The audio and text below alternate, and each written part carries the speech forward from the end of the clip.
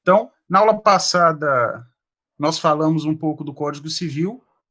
Hoje a gente vai dar continuidade, e aí eu preparei um material escrito também. Aí eu vou partir dela aqui, o que eu for explicando com o material escrito, que aí vocês conseguem visualizar. Depois eu coloco esse material no Ava. Esse material vai ser colocado. Então, aqui, a gente tem... É só uma capa, Direito Civil, Pessoas e Bens. Coloquei essas duas fotos, por uma foto retrata o nascimento, que é o surgimento da pessoa, vida, a pessoa natural, e a outra, os bens. Bens esses que podem ser carro, moto, a casa, ou até o dinheiro também pode ser considerado um bem, a gente vai estudar isso. E aí eu perguntei se tinha aluno do primeiro período, justamente por causa dessa primeira parte da aula. O segundo período já estudou algumas de direito, também, né? Já tem uma noção do que seria a ciência jurídica. Os alunos do primeiro período ainda não tiveram.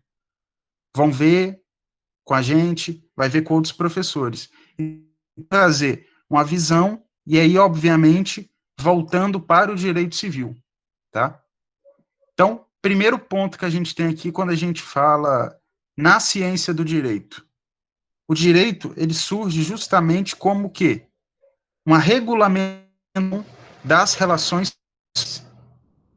Essas relações sociais, elas podem de diversos níveis.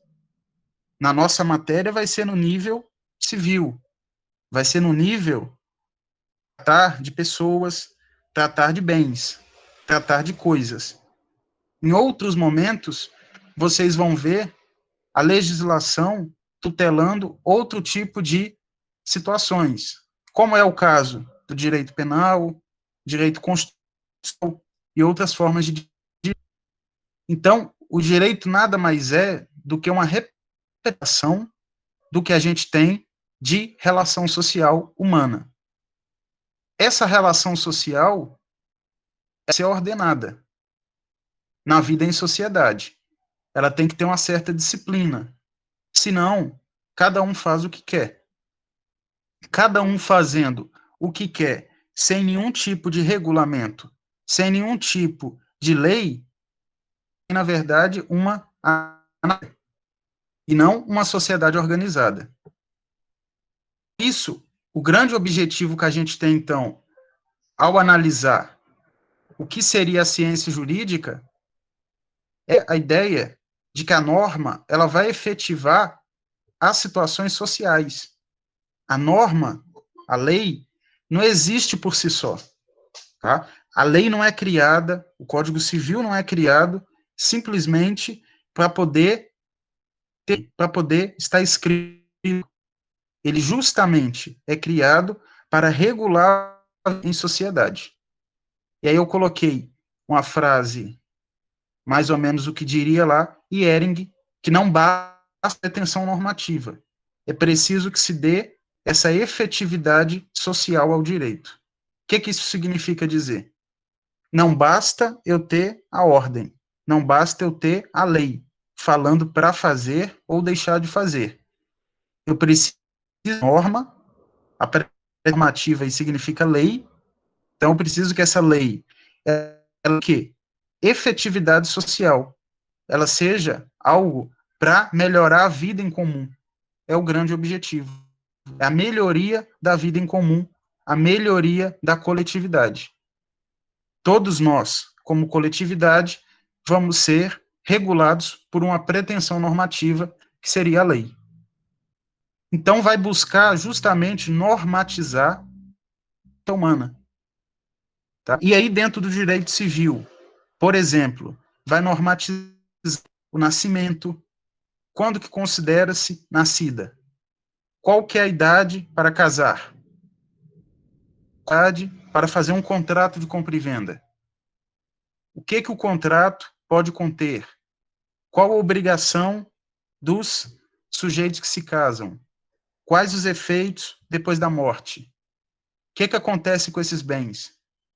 Vejam, tudo isso está o quê?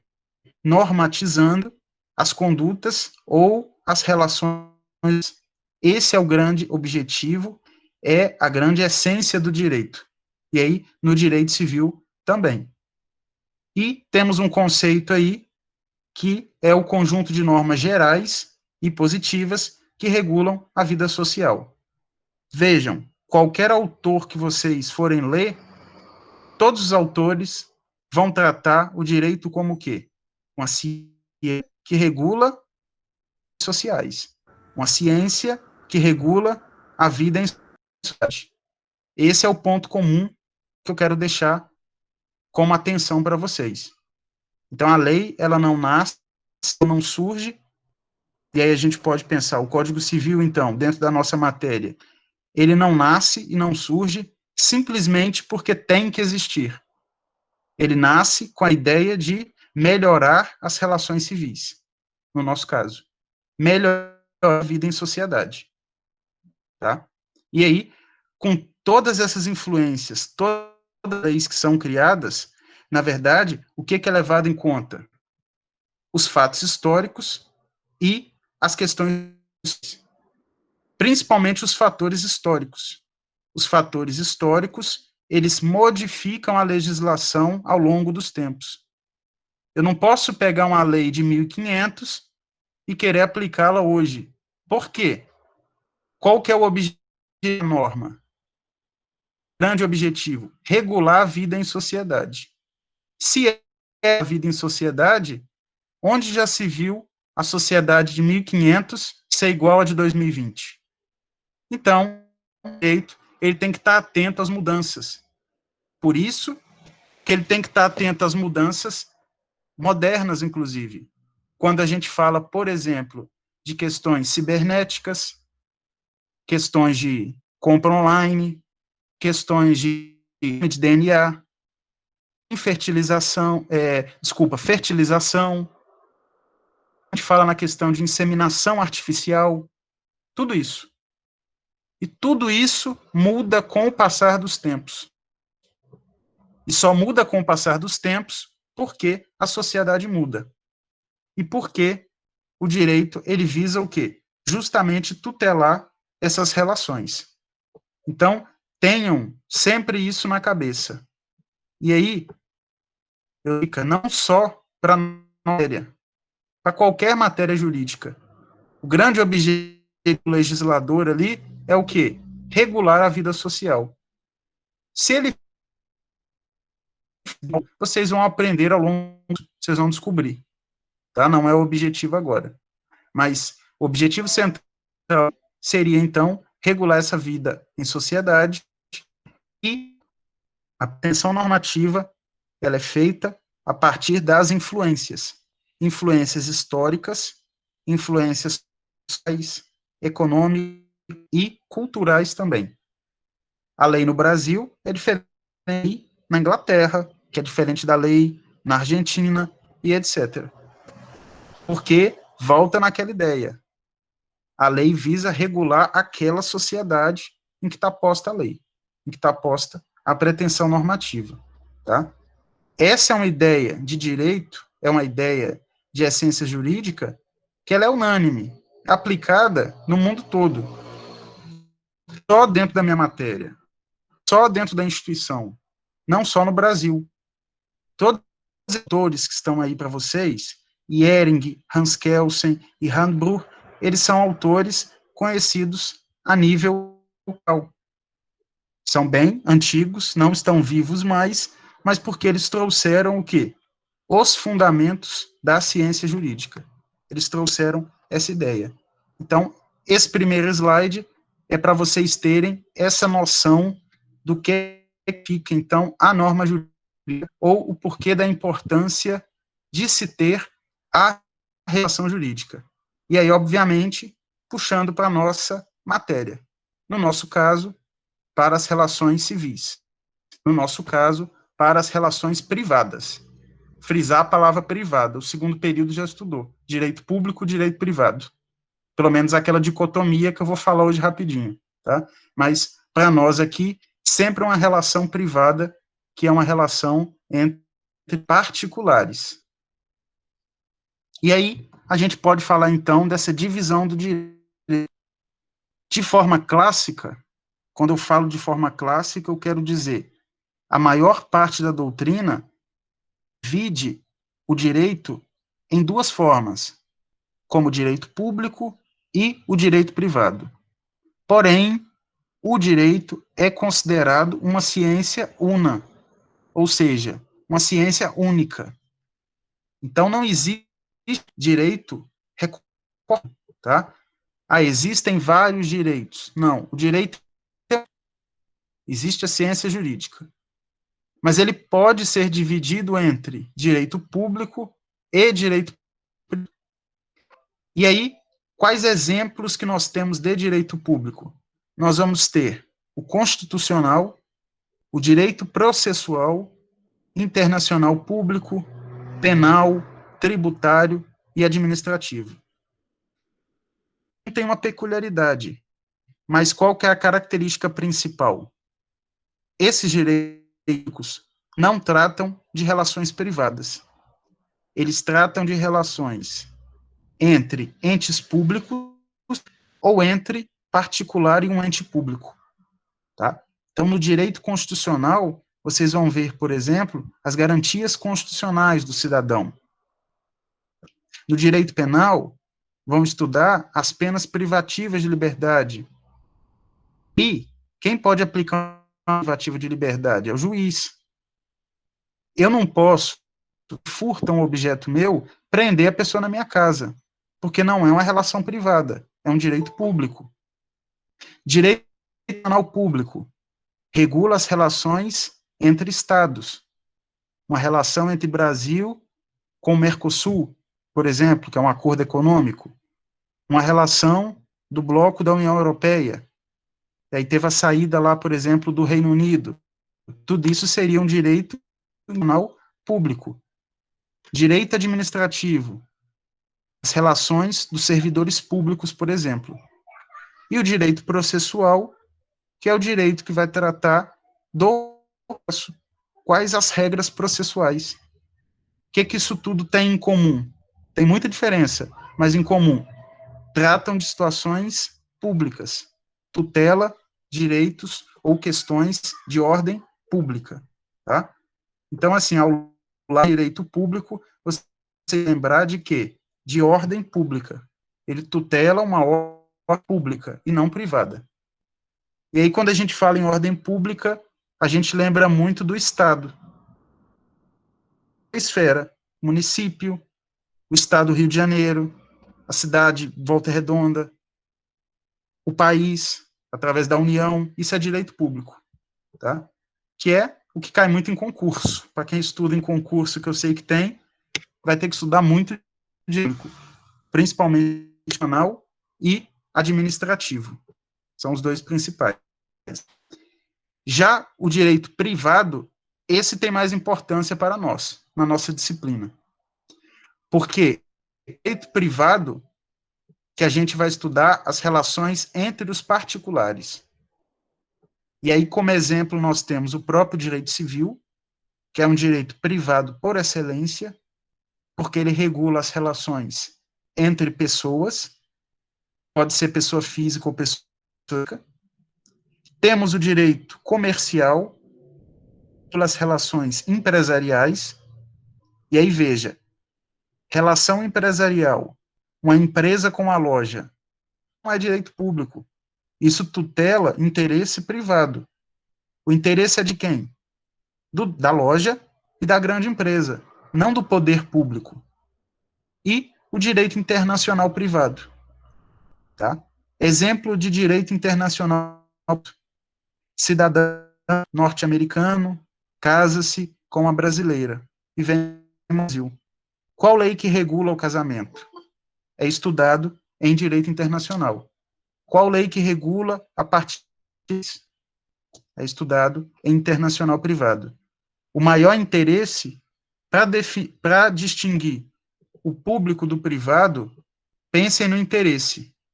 Se o interesse é público ou se o interesse vai ser privado. Se vocês visualizarem o interesse do poder estatal, aí se visualizar um interesse entre relações de pessoas, ou pessoas e coisas, ou empresas, ou pessoas e empresas, é privado, porque são relações de cunho privado, tá?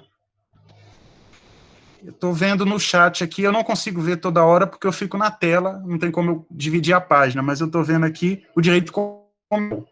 Direito comercial, ele pode ser também chamado de direito empresarial. É o que regula as relações entre empresas, tá? Empreendedor, empresa limitada, sociedade anônima, tudo isso é direito empresarial. Existe uma parte do direito empresarial dentro do Código Civil, mas não é estudado. Eu falei na aula passada. É estudado em direito empresarial, tá? Acho que dúvida aí. Depois, se tiver dúvida, eu leio. Então, essa é uma clássica, direito público e direito privado. Mas nós temos um posicionamento moderno, que trata ainda do direito misto, tá? O direito misto, o que a gente poderia considerar como direito misto? É aquele que eu não posso definir se é público e eu não posso definir se é privado. Exemplo de direito misto: direito do trabalho. O direito do trabalho tutela interesse público, uma questão econômica. O país, enquanto mais emprego tem, melhor é. E tutela direito privado. O cidadão bem empregado, ele compra mais. E a relação entre patrão e empregado é privada. Tá? Então, esse seria um exemplo. Um segundo exemplo, direito do consumidor. O direito do consumidor também tem interesse público e interesse privado. Interesse privado, porque fui eu que comprei da loja, aí é o interesse privado, e o interesse público vão dar dessa loja fomentando emprego para a região, dessa loja tendo que cumprir normas públicas. Exemplo, restaurante, uma vigilância sanitária, isso aí tem um cunho público. Mas, assim, esse é um posicionamento interno, tá? De forma clássica, o direito é público e privado. São os dois primeiros. Mas eu estou trazendo um posicionamento mais... A gente não consegue colocar todo o direito numa caixinha, tá? Não tem como pôr. Eu não ponho igual na gaveta. Uma gaveta eu guardo meia, na outra eu guardo camiseta, não é assim. No direito é tudo junto. Numa gaveta vai caber meia, papel, comida, é tudo. Que eu não consigo separar. Então, esse direito misto vai ter uma fusão entre o público e o privado, para quem adota essa corrente. Para quem fica com a corrente só do público e do privado, aí é mais simplista, mas eu prefiro trazer essa terceira, que é o direito misto. Então, quando forem ler direito misto, significa aquele direito que entre o público e o privado. Não é um e não é outro. Ele tem características dos dois, tá? Não é o caso da nossa matéria. A nossa matéria tem característica 90, nunca é 100%, tá, no direito, que não é engenharia. Vocês não escolheram a engenharia. Então, o direito nunca é 100%. Mas aí é 80, 90% do direito civil é direito privado. Então, ele é, por essência, direito privado, tá? Nessa tela, seria só a divisão do direito. O direito, ele é único. Quando a gente fala no direito, é um só. E aí ele se subdivide. Subdivisão é para uma questão de organização. Apenas isso. Tá? E para dar um enfoque. Imagina se o direito tivesse que estudar tudo junto.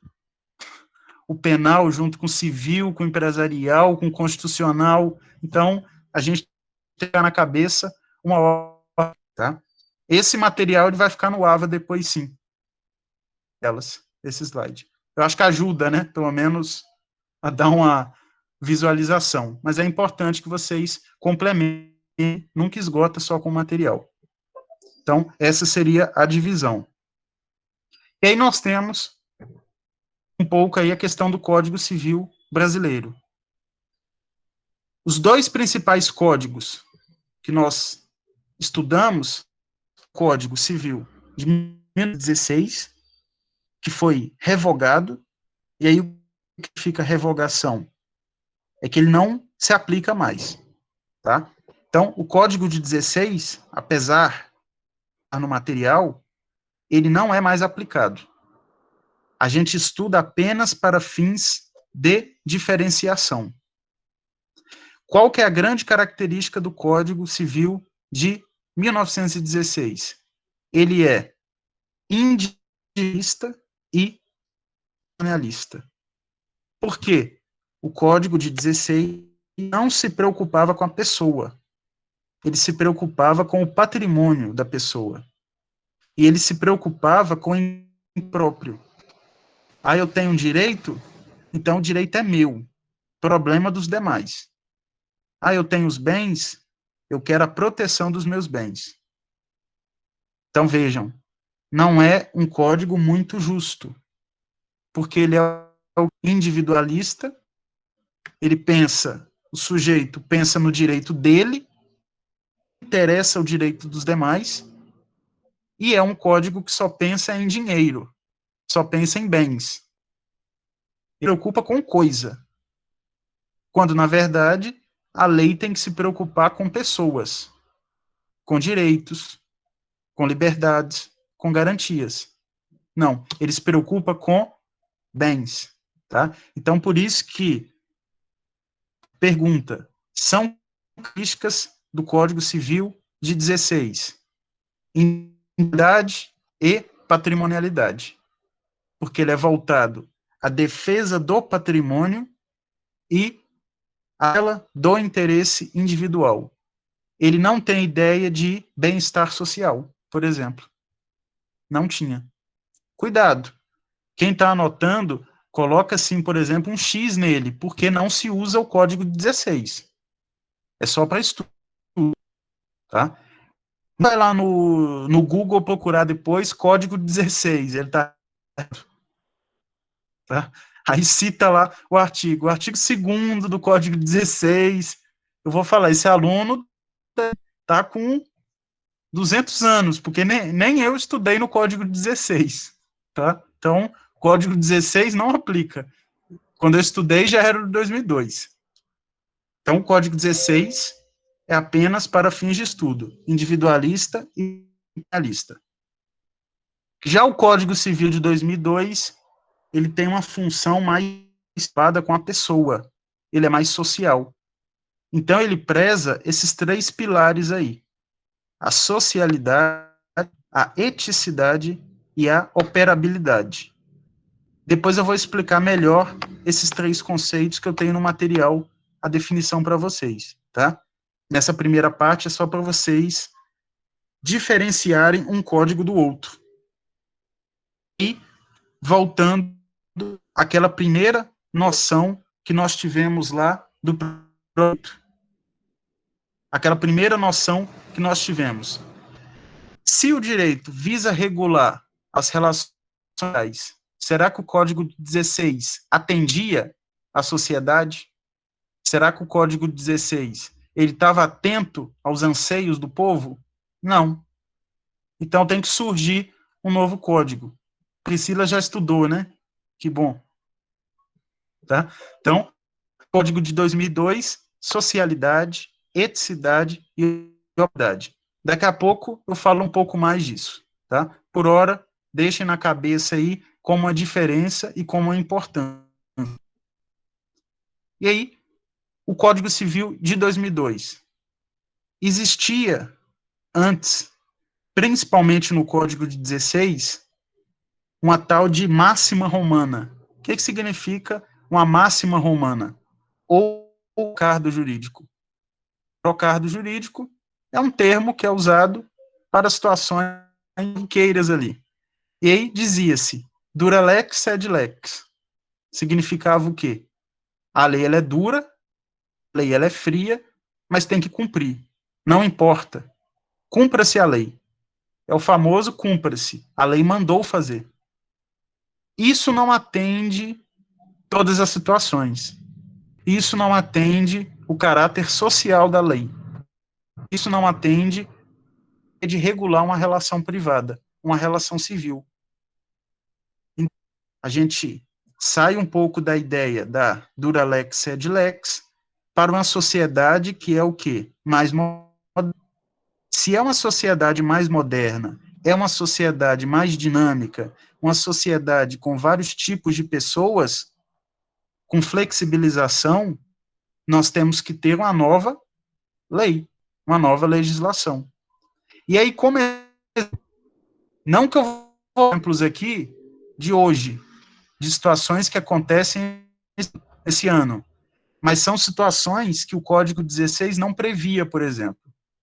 Tá? E ainda assim o Código de 2002 também não preveu, porque ele é de 2002, mas ele foi desenvolvido anos antes, década de 80, década de 90. Então ele também estava engessado. Então, Código Civil de 2002, apesar de inovar, não inovou tanto que queria. Por quê? Ele não tratou de relações cibernéticas, relações de internet, por exemplo. Tá? Nós não temos no Código Civil isso previsto. Não temos regulação disso. Nós temos em outras leis, foram feitas depois. Então, relações cibernéticas. Nós não temos questões de inseminação artificial. Existe, já há alguns anos, né? Então, as inseminações artificiais. Pasmem, nós não temos as questões de exame de DNA. Exame de DNA, de forma expressa no Código Civil, ele não foi trazido. Ele veio depois. Veio depois. Então, por exemplo, uma investigação de paternidade sem DNA, impossível. Só se a pessoa comparecer e disser que é pai, espontaneamente. O que é difícil, tá? Porque se ela não nasceu naquele momento, quem dirá? Então, ele não foi tão moderno. Situação que o código não previu, e aí é o STJ que deu entendimento. A questão das relações homoafetivas, o casamento, o direito sucessório. Existir esse tipo de relação sempre existiu, só que a lei nunca tutelou. O Código Civil também não quis tutelar. A Constituição também não quis. Aí vem o quê? O Judiciário dando uma interpretação à lei. Por isso que é importante a interpretação. Tá? A lei ela tem que ser interpretada. Interpretada para o caso concreto. Porque se a gente for no frio da lei, muita gente fica sem direito. Muita gente não vai ter direito a nada. Tá? Então a gente tem que dar uma interpretação diversa. E aí esse seria um dos grandes objetivos, ou quero trazer para vocês, de que o Código Civil de 2002, ele não resolveu tudo. Esse código não resolveu tudo. Tá? A interpretação pelo STF pode ser por súmula, pode ser por súmula ou decisões. Tá? Nem sempre súmula. Aí a súmula existe, a súmula que os juízes não são obrigados a aplicar, que é meramente orientativa, e existem as súmulas vinculantes. A súmula vinculante obriga todos os juízes. Tá? Mas a maioria das súmulas não são vinculantes. São poucas. Tá? Mas o STJ e o STF, eles dão interpretação do caso concreto e esse efeito ele arrasta para outros processos. Isso existe. Vocês vão estudar depois em processo civil, por exemplo. Tá? Então, isso vai acontecer. Então, ele pegou um caso lá, por exemplo, e analisou. Ah, Maria que está com Joana. Joana, será que Maria não tem direito aos bens de Joana? Porque eram duas mulheres e não existe casamento entre duas mulheres? Ele falou, não, isso não é justo. Qual que é a ideia do código? Socialidade, eticidade, operabilidade. Tá? A ideia de direito, de justiça, cuidado, os primeiros períodos às vezes tem um pouco de dificuldade. A ideia de defender o direito não é defender a ideia da rua, ou querer, ou achar, ou, como é que eu vou dizer? Apoiar o que a pessoa deixa de fazer. Não é isso. A ideia de defender o direito da pessoa é defender o direito dela, não o meu. Ela tem o direito dela de viver a vida ao modo dela, tá? Vou voltar para a tela aqui, é porque eu tinha saído para ler alguma coisa. Então, a ideia é para defender o interesse, o direito da pessoa. E aí, no Código de 2002, nós temos a questão das cláusulas gerais. O grande objetivo das cláusulas gerais. O que significa? Significa que o Código de 2002 ele tem normas mais abertas para o juiz julgar. Normas que não são tão fechadas. É muito melhor. É muito melhor eu ter um direcionamento para julgar do que eu ter uma imposição. Exemplo, é melhor a norma dizendo: o contrato deve ser feito com boa fé. Do que o contrato deve ser feito escrito em letra grande, tamanho 14, fonte X. Não atende à realidade. Então é melhor que tenha uma lei com normas o quê? Gerais, com normas por vezes mais abstratas. Então esse seria o objetivo das cláusulas gerais, tá? Quando eu menciono aí o uso de cláusulas gerais é para dar uma atuação mais efetiva, ou seja, cumprir do direito, que é regular a vida social. E aí tem inspiração em várias legislações, inclusive. Tá? Como exemplo do Código Civil aí, eu coloquei a função social do contrato. Tá? O contrato ele deve atender uma função social e coloquei a boa-fé objetiva. A boa-fé objetiva é a ideia. A relação tem que ser pautada em quê? Em ética, em justiça, tá? Em interesse coletivo, não só no meu interesse. Eu tenho que fazer a coisa de forma, eu tenho que fazer a coisa de forma justa, não só pensar no meu lado. É essa a ideia, tá? Então esses dois exemplos vocês estudam melhor quando vão ver lá os contratos. Ele consta dentro dos contratos. É o artigo 400 e 422. Aí eu estou trazendo só para você como exemplo de cláusula geral. Não é para saber o que significa isso agora, os exemplos. É para entender que essas duas situações são hipóteses de cláusulas gerais. Veja como é que é amplo, até a palavra, a função social do contrato. Tá? O contrato deve atender a sua função social. Ou o contrato deve ter uma boa conceito que indeterminado. É um conceito amplo. Eu não tô, a lei não está definindo o que é boa fé. A lei não está dizendo o que é função social. Ela está achando a interpretação. É no caso concreto que vai ser visto. É no caso concreto que o juiz vai analisar se existe ou se não existe a boa fé. Tá? Então, essas noções gerais são que vocês tenham.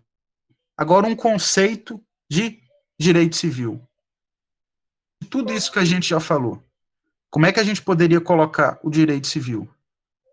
Primeiro, nós já vimos ramo, ou ele é uma vertente do direito privado. Além de ser um ramo do direito privado, ele deriva do latim. Justamente o seu nome vem do nome cidadão. Veja só, na promologia do nome, viu? Está dizendo que ele é um direito de quem? Do cidadão. Então, traduzindo, direito civil é direito do cidadão, tá? Que vem do latim civis. E, já tinha adiantado para vocês, ele regula as relações civis. Essas relações civis são entre pessoas, desde o nascimento, ou até antes do nascimento, e até o evento morte, ou depois da morte, com efeito sucessório, com efeito de quem vai ficar, por exemplo, que é a situação do inventário. Tá? Então, vejam o grande bloco que o direito trata. É praticamente toda a relação privada. É praticamente tudo da vida da pessoa. Do nascimento, ou antes, até a morte, e depois da morte. Tá?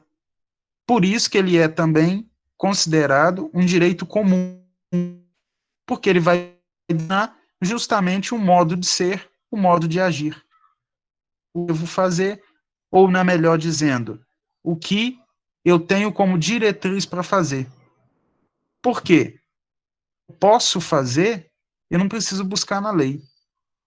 Tá? A lei, ela me dá algumas noções, ela me dá algumas diretrizes.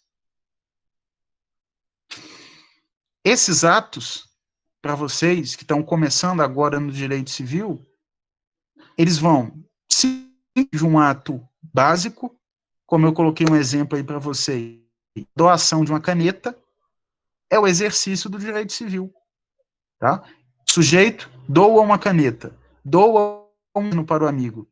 É uma situação privada, é uma situação que o direito civil retrata. Até situações complexas, como casamento, compra e venda de um imóvel, descumprimento dessa compra e venda. Então, o direito civil, ele para situações corriqueiras há situações que não são tão corriqueiras.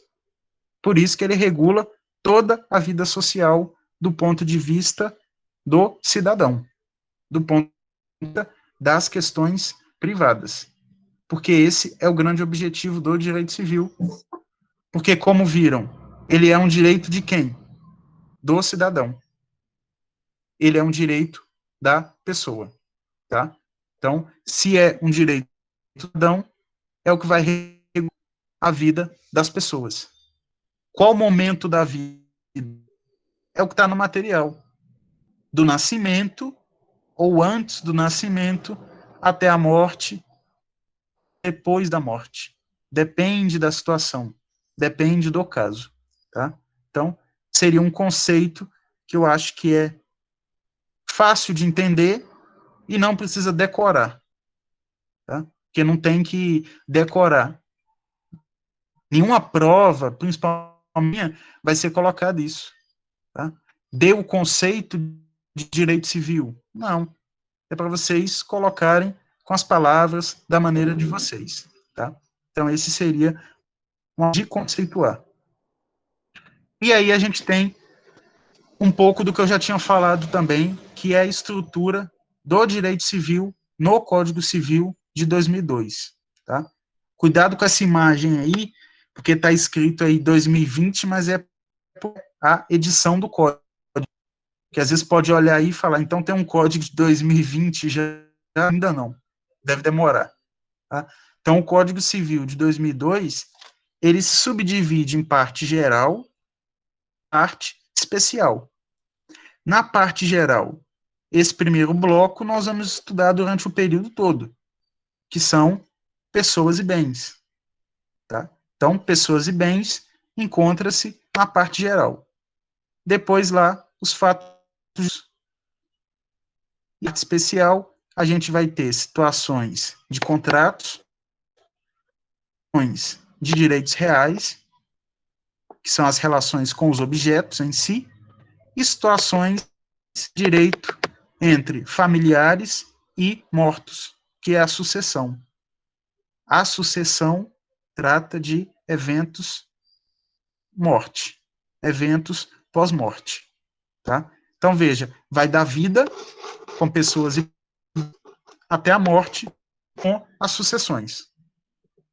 Passando aí o caminho pelos contratos, pelas obrigações, pelos fatos jurídicos, efeito de responsabilidade, relações com a coisa e etc. Então, essa seria a estrutura básica do direito civil, tá? Então, se é a estrutura básica, é porque eu entendo que dessa maneira vai ficar mais lógico vocês conseguirem ver. Acho que com esse esquema ficou mais fácil. Depois, no Código Civil, vocês vão abrir e vão conseguir fazer essa identificação também. E aí temos os princípios, tá? O que seria um princípio dentro do direito? Nós falamos de norma, nós falamos de lei, pretensão normativa. Mas além da lei, existem ainda os princípios. Quando a gente fala princípio de direito, nada mais é do que as bases. Tá? As bases ou a estrutura do direito em si. Se é a estrutura, é porque a gente está falando de questões mais abertas. São situações mais genéricas. Então, o princípio, ele trata de normas genéricas. A lei não. A lei trata de normas fechadas, de condutas. Tá? Quando menciona ao atingir 18 anos, tem a maioridade. Norma, não é princípio. Ao atingir 18 anos, considera-se maior de idade. Agora, fala, a propriedade deve atender à função social. É princípio. Não é um tipo fechado. Não está dizendo a propriedade atender à função social quando completa 80 anos. Não é isso. É uma de cunho aberto. Ela é o quê? Mais relativa. Então, no direito, de grande importância estudar os princípios. Nessa primeira tela aqui, a gente tem, de forma geral, a ideia do que seria um princípio. E os princípios existem em todas as áreas do direito, principalmente no direito constitucional. E aí, como existe lá, vocês vão estudar hierarquia das normas, o que significa a hierarquia das normas? É que é hierarquicamente superior à outra. Uma lei, ela deve ter o comando geral. Que lei é essa? A Constituição. É da Constituição que vem as outras, que vem o Código Civil, que vem o Código Penal, que vem a Lei de Locações, por exemplo. Então, todas as leis devem obediência, entre aspas, tá? Entre aspas, à Constituição. Eu não posso criar uma lei ferindo a Constituição. E essa lei, ela vai ser o quê? Inconstitucional. Há um vício nela. Porque eu tenho que respeitar a Constituição, que é a lei maior. Alguns chamam ela de lei maior. Tá? Ou Carta Magna, ou Constituição da República. É tudo a mesma coisa. Então, o direito civil, ele tem que estar afinado com a Constituição. Muitos pontos. Para ele estar afinado, existe o que a doutrina chama de constitucionalização do direito civil. O que é a constitucionalização do direito civil? É a aplicação de premissas constitucionais dentro do direito civil.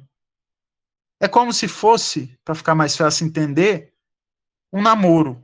Direito civil namorando com a Constituição. Então ele olha lá, ele acha bonito, aí ele pega um pouquinho, ele olha lá, ele pode não achar tão bonito, elogia. Por quê? Porque ele está flertando ali com a Constituição. Então a constitucionalização do direito civil é o quê? Tentar colocar o Código Civil em consonância com a Constituição. E aí, um dos exemplos para fazer isso é através dos princípios. Vários princípios constitucionais explicados no direito civil. Tá? Um dos maiores princípios constitucionais aplicados no direito civil é a dignidade da pessoa humana. Já devem ter ouvido. Em tudo praticamente cabe dignidade da pessoa humana. Não é diferente no direito civil. Tá? A gente pensa, por exemplo, na questão do evento da aquisição de um bem, a propriedade. Tá? Será que seria justo eu ter vários imóveis, não cuidar de um, e alguém que não tem nenhum, por algum ato, invadir o meu, e ainda assim eu sou dono depois de 30 anos? É justo? Não do ponto de vista meu. Se eu for olhar do ponto de vista que eu comprei e paguei, é justo. Mas o Código Civil, ele preza pelo quê? A socialidade, a eticidade e a oportunidade. Então, não é isso que vocês vão estudar lá no final do curso, a uso capião, por exemplo. Porque na uso capião, esse sujeito que invadiu o meu imóvel, por uma questão de função social da propriedade, por uma questão de dignidade da pessoa humana, ele vai ter o bem para ele. Veja só, direito civil com um pouco de direito constitucional. Um pouco. É apenas o quê? A constitucionalização do direito civil. É trazer aspectos constitucionais para o direito civil. Existe em todos os direitos, mas no direito civil, cada vez mais, a gente está estudando dessa maneira. Tá? Eficácia horizontal dos direitos fundamentais parte desse movimento de constitucionalização, sim. Tá? Essa eficácia horizontal é justamente para tentar o quê? Colocar num certo igualdade o direito. O direito civil tem que. A ideia aí que você perguntou, o direito civil caminhar com o direito constitucional. Caminhar de mão dada. Sempre que possível. Claro, tratando das suas relações. Mas ele vai caminhar. Então, cuidado, que o termo constitucionalização do direito civil, vocês vão ler bastante, quando forem ler livros aí. Tá? Quando for citar principalmente princípios. Então, os princípios desse efeito da constitucionalização. E aí, como eu coloquei no item 4 aí do material, o ordenamento jurídico brasileiro, ele adotou o modelo que é dicotômico. O que é o modelo dicotômico? O modelo de normas dicotômico. É aquele que trata de duas situações. Ele não trata apenas de lei. O ordenamento brasileiro tratou de lei e princípios. Tá? Ao analisar um caso, um conflito, a gente tem leis e tem princípios. Qual que é superior? Não existe. A lei vale mais. Errado. O princípio vale mais. Errado. Um princípio é melhor que o outro. Errado. Um princípio se sobrepõe a uma lei. Errado. Tudo errado. Por quê? Tem que analisar o caso concreto. O princípio é a norma. Tá? Por exemplo, eu tenho que agir com boa fé ao fazer um contrato. Isso é abstrato. Aí, depois a gente vai analisar de acordo com a lei. E aí eu vou analisar. Será que eu tinha idade para fazer o contrato? Será que eu cumpri com a obrigação de pagar? Será que o outro cumpriu com a obrigação de entregar? E etc, etc. Tá? Se visualizar um descumprimento de princípio, pode consequência. Não é sempre. Então, sempre, principalmente nos períodos, a maioria das respostas são depende. Não é sim e não é não. Depende. Porque é uma concreta. Tá? Então, frisando, o modelo de direito brasileiro adotou um modelo que é dicotômico ou bipartido. É a mesma coisa. Dicotômico ou bipartido. O que é isso? Se subdivide em dois eixos. Quais são os eixos? Lei e princípio. Lei e princípios. Qual que é melhor? Nenhum. Qual que é superior? Nenhum. Eles devem o quê? Coexistir. Tá? Então, é importante ter isso em mente quando a gente fala na questão dos princípios, tá? E por fim, como eu coloquei nos princípios, ó, as regras e princípios desempenham funções diferentes. Não se pode falar, portanto, primazia de uma norma sobre a outra. Por que que são funções diferentes? Já expliquei para vocês. O princípio tem uma função abstrata, uma função geral, e a norma tem o quê? Um tipo fechado. A norma é específica, tá? O casamento é anulado quando? Aí tem as hipóteses. Isso não é, tá? Agora, se eu falo João com Maria de má fé, é uma questão o quê? Abstrata. Como é que eu vou analisar a má fé de João? Eu tenho que ver, depende do caso. Por quê? Ele mentiu para ela? Mentiu em que sentido? Ah, ele era casado? Ah, ele traiu? Ah, ele já tinha filho e nunca contou? Ah, ele falou que era rico, mas era pobre? Aí é uma questão de má fé, porque é uma questão o quê? Lógica. Para ficar fácil, tentem lembrar quando a gente fala de princípios. Né? Vocês têm princípios, a pessoa tem princípio. A pessoa tem o quê? Premissas gerais. Só para trazer para o direito. Tá? Maria tem princípios. O que, que significa? Que Maria tem diretrizes ali. Ela se pauta em alguma coisa.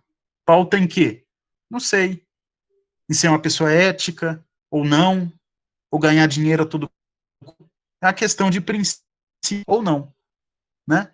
É só uma analogia, tá? É só analogia, só para vocês facilitarem aí. Já a norma não. A norma ela é fechada. A lei é fechada, tá? Nasceu com vida, é gente, óbvio. Tá na norma. Atingiu 18 anos, maioridade. Pode casar, pode morar sozinho, pode ficar dormindo numa praia, problema da pessoa, tá? Isso aí seria o princípio. O princípio é bem abstrato. Então, aqui nessa parte do a gente tem essa ideia. Dentro aí dos princípios do direito civil, aí a gente volta lá para o ponto que a gente falou da eticidade, socialidade e operabilidade. Esses três princípios formam o quê? O Código Civil de 2002. Então, o Código Civil de 2002, ele é baseado nesses princípios que vocês viram no material anterior. O que significa o da eticidade? O que dá a ideia de eticidade para vocês? É só a gente tirar da palavra. Ser uma pessoa o quê? Ética. E aí, quando eu falo em eticidade, significa que o sujeito, a pessoa, ela tem que agir de uma maneira o quê? Proba. Uma maneira é o que faz no material. Independe da circunstância, independe da motivação. Ela deve agir, tá? Ela deve ter um argumento. Quando a gente fala que o sujeito ele se adequa à situação, pode ser que ele não seja ético. Então, o princípio da eticidade é eu o quê? Eu sempre ser eu, independentemente da circunstância, tá? Não importa. Então, eu vou ter que dar exemplo. Eu vou ter que dar aula e o horário, não importa se é com primeiro período, se é com 10º período. Em qualquer situação, tem que ser o quê? Ético. Eu tenho que cumprir com aquilo que eu me comprometo. E não com a circunstância. Tá? Aí eu vou cumprir com esse, porque esse me traz benefício. Não. Eu tenho que agir com eticidade. Principalmente lá quando vocês forem estudar os contratos.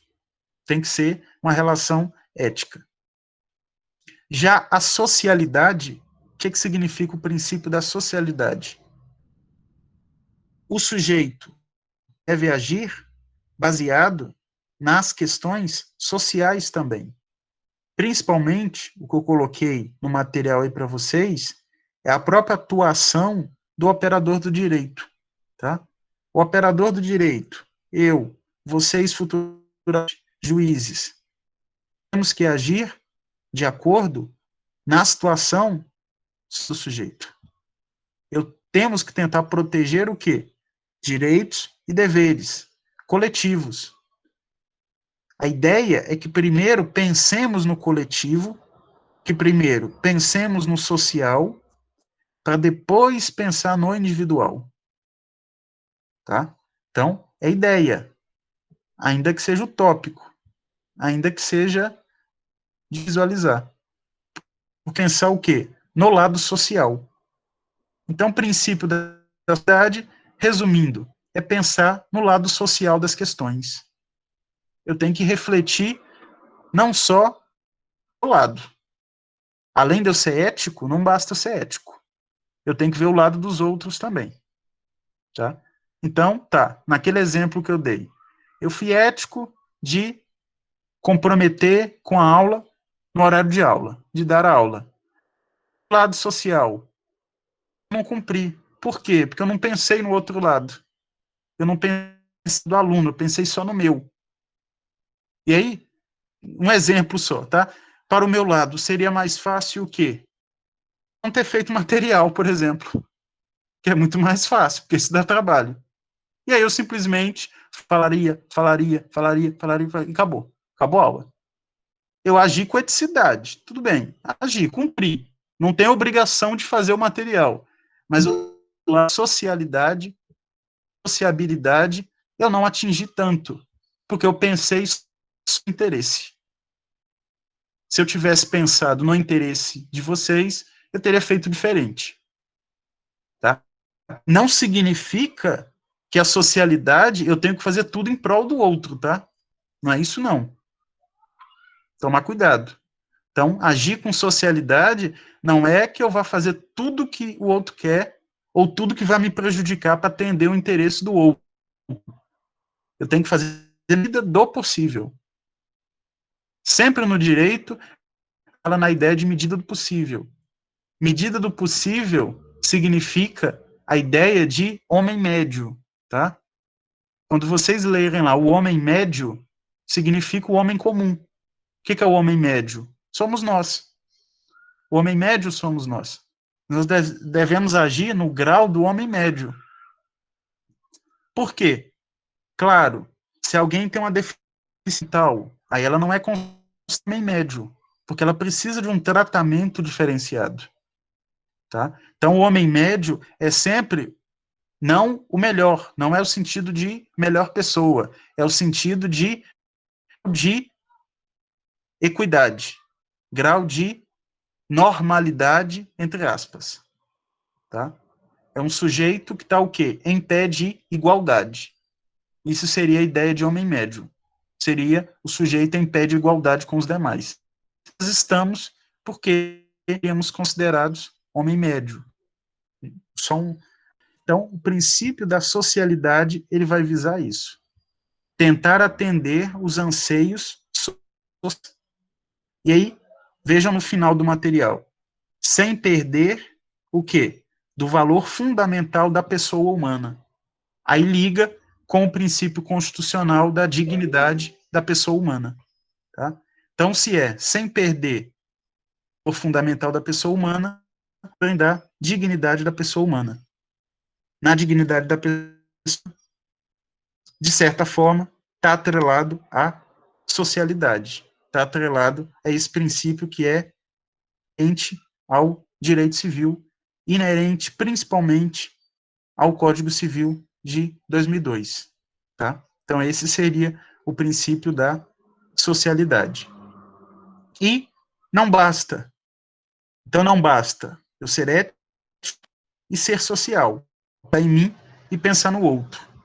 Agora, eu tenho que pensar na concretude do que eu estou fazendo. Será que o que eu estou fazendo está sendo efetivo?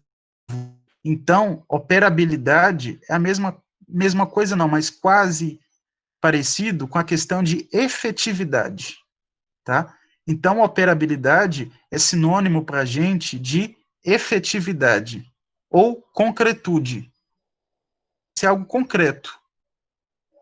Aí, dando exemplo de novo, cumprir com o horário com você, agir com eticidade do ponto de vista trabalhista e do que eu me comprometi. Fiz o material.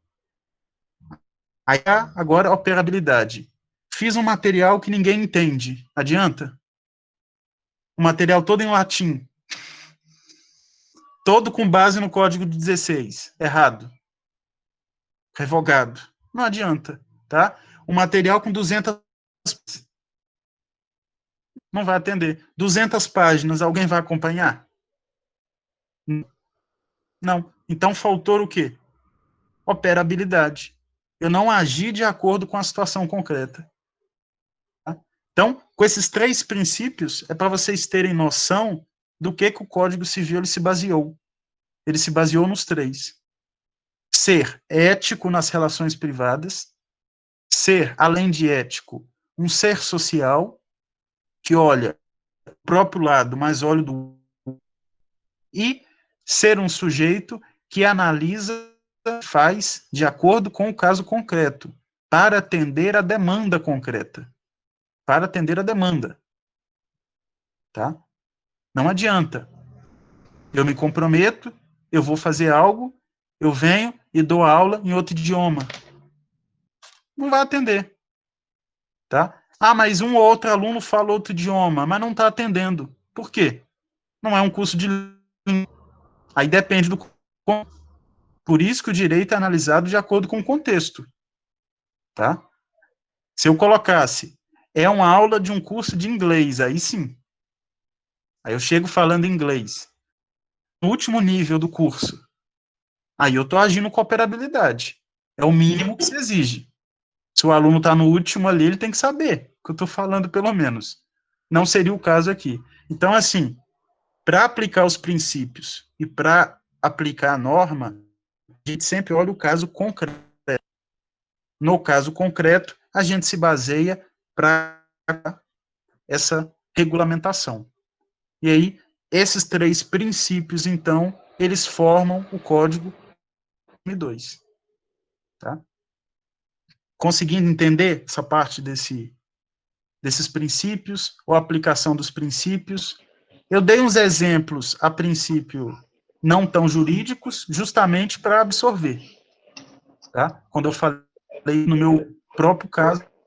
Então, esses 3 princípios, eles seriam os princípios que estamparam o Código de 2002. São os princípios que trouxeram rigor o Código de 2002. Porque antes não. Antes era patrimônio e individualidade. E aí muda completamente aqui. Com a concretude, com a socialidade e com a eticidade. Tá? Olhem para vocês verem justamente um outro exemplo. Seria, ó, levar de forma concreta para o indivíduo. Por exemplo, o homem enquanto marido. Então, isso dentro do direito, resguardando os direitos do quê? Do marido. A mulher enquanto esposa e assim por diante. A gente ainda pode falar o direito do filho, por exemplo, tá? Que tá o quê? De forma concreta. Qual o direito do filho? Alimento, guarda, etc, etc. Tentar atender esses 3. Não é que vá atender sempre, tá? Cuidado. Ah, então eu sempre tenho que pegar a lei, Código Civil e ver os princípios. Não, não é isso. Isso aqui é a ideia de criação do Código Civil. Ele foi desenvolvido nesse contexto. Ele foi desenvolvido para atender isso. Se ele atendeu ou não atendeu, você cobrir com o passar do curso. A cada direito civil que vocês estudarem, vocês vão ver. Deparar com injustiça, vão se deparar com o que não concorda, porque, é claro, é até uma questão de vista também. Tá? Eu posso achar algo justo e vocês não. Então, essa seria a ideia desses 3 princípios dentro do direito civil. Coloquei também uma visão constitucionalizada do civil. justamente porque a gente tem lá o fenômeno da constitucionalização do direito civil, tá? Então, nessa visão constitucionalizada, o que eu tentei colocar aí? Diretrizes gerais do direito civil que regulam, que têm regramento, melhor dizendo, tanto no direito civil quanto na Constituição. Então, o direito civil ele pega emprestado, digamos assim. Ele foi um pouquinho emprestado. Ele pegou emprestado o quê?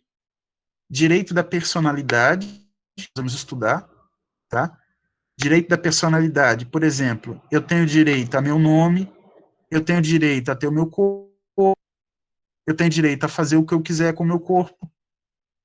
Claro que encontra limites, tá? Mas tenho esse direito. Tá? Segundo, autonomia privada dos contratos. Quando vocês forem estudar os contratos, vão estudar lá. Por ser uma relação privada, foi dado o quê? Autonomia nos contratos. Eu pactuar o contrato que eu quiser, desde que não ofenda, aí vocês vão ver, a moral, os bons costumes, não ofenda a lei, é óbvio, tá? Mas no mais, eu tenho autonomia para criar um contrato. Eu posso agora criar um contrato com alguém de entrega de um caderno, é um contrato, de uma compra e venda de uma fazenda, é autonomia, é autonomia. Eu faço se eu quiser e da maneira que eu quiser, guardada as proporções, tá? Guardada a legislação, mas é uma autonomia. Eu dei esse direito. O direito civil ele concedeu isso. Tá aqui. Ah, você quer morar de aluguel? Pode morar. Você vai fazer um contrato. Ah, você não quer pagar. Então você vai ter um outro contrato, que é o contrato de comodato. Vocês vão estudar depois. Eu quero pagar. Eu quero, ninguém nunca quer pagar. Se é uma relação com pagamento, se não tem pagamento, é um contrato de comodato. Se é para comprar um bem, é uma compra. Se eu quero dar algo para alguém, não vai ter dinheiro. Então é uma doação. Tudo isso é o quê? Autonomia dos contratos. Eu sou obrigado a doar algo? Não. Por quê? Autonomia privada, ação privada de doar ou não. Aí, se eu for doar, eu tenho requisitos, tá? Depois isso vai ser visto. Mas essa seria a ideia de autonomia. Terceiro, direito à propriedade atendida à função social.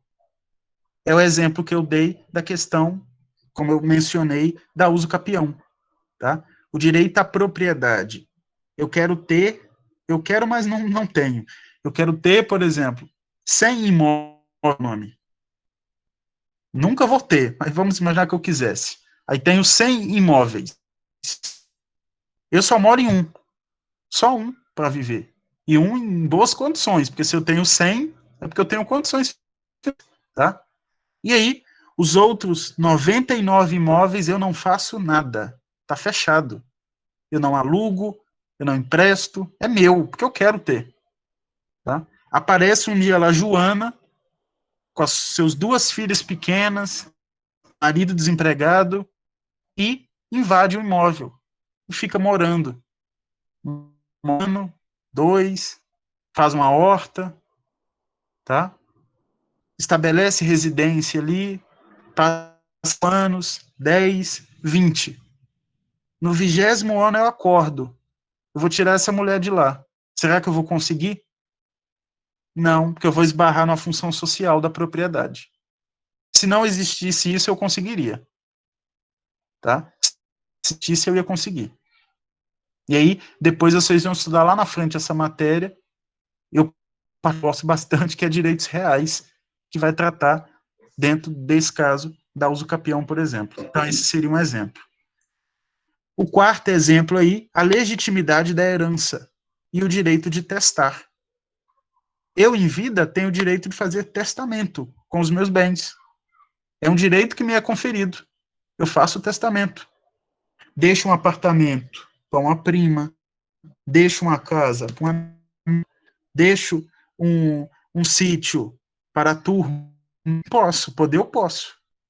Porque é a minha capacidade de ser o quê? Testador.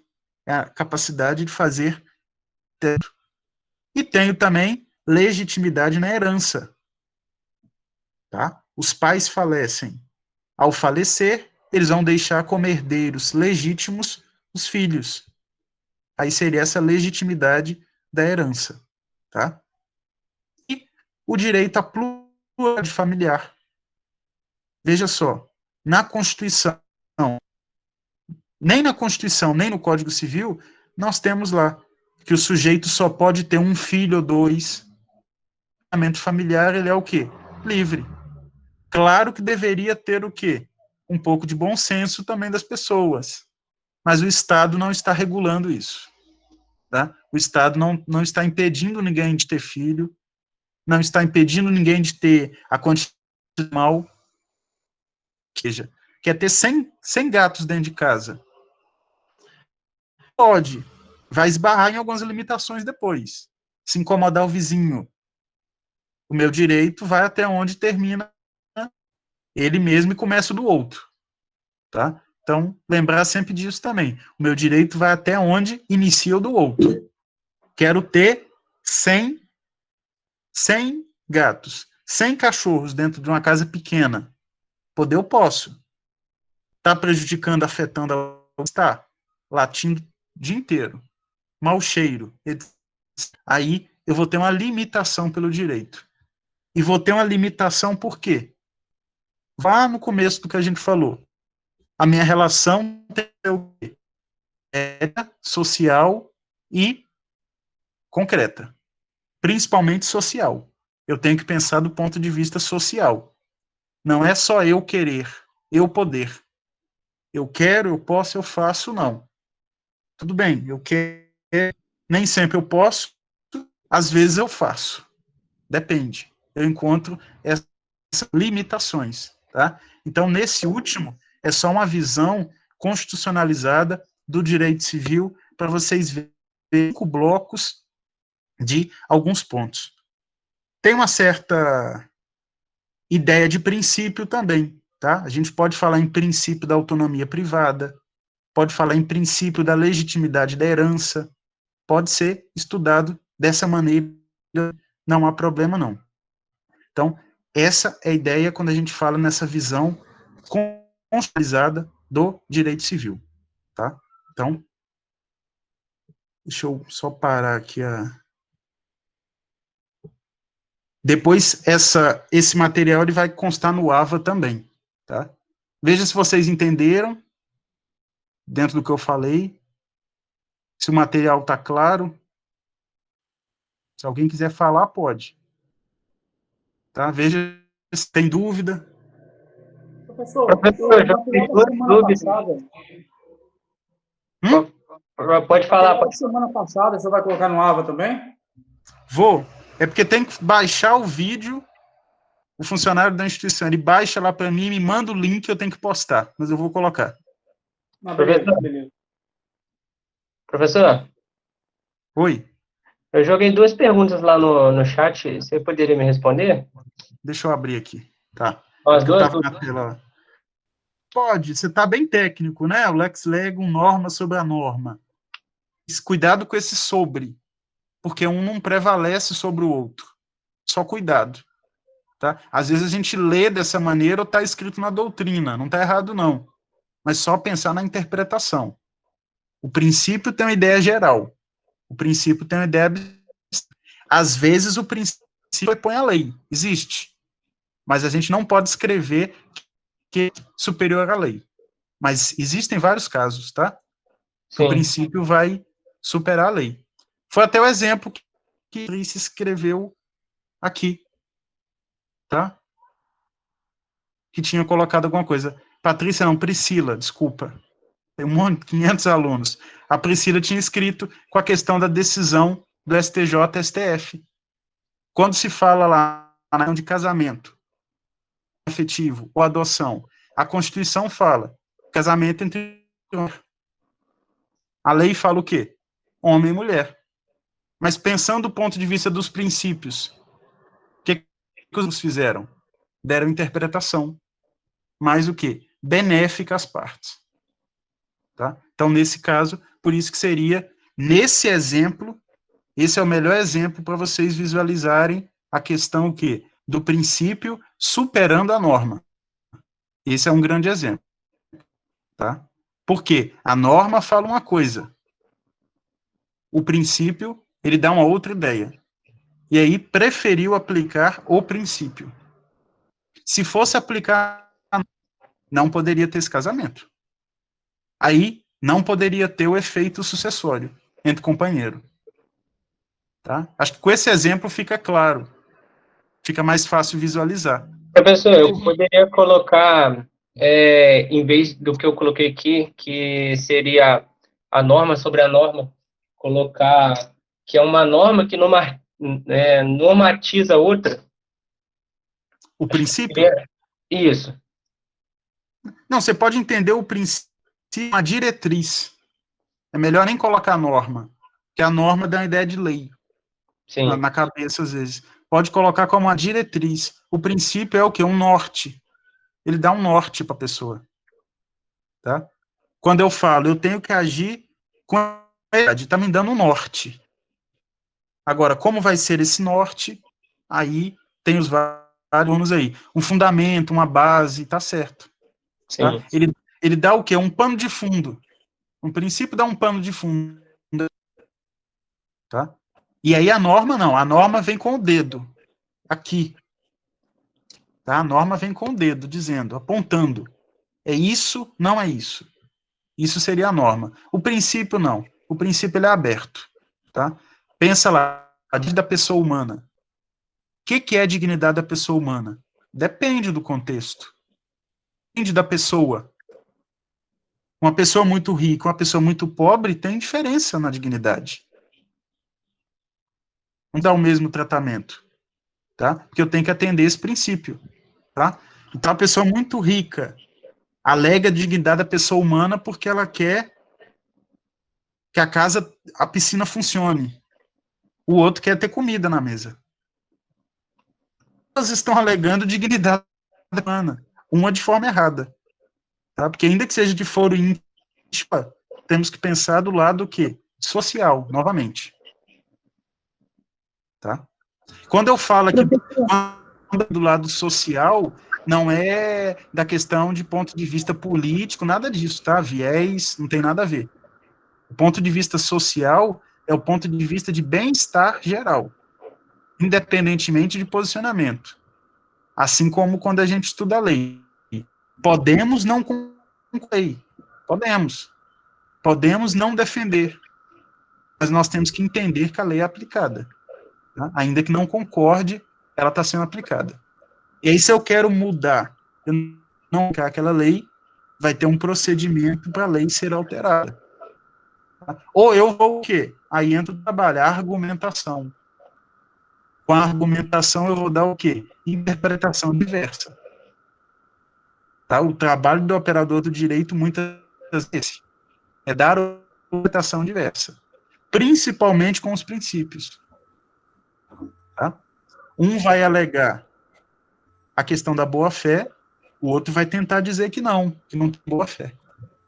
E vai dar argumentação. Entendeu? Sim. Obrigado, professor. Professor? Oi.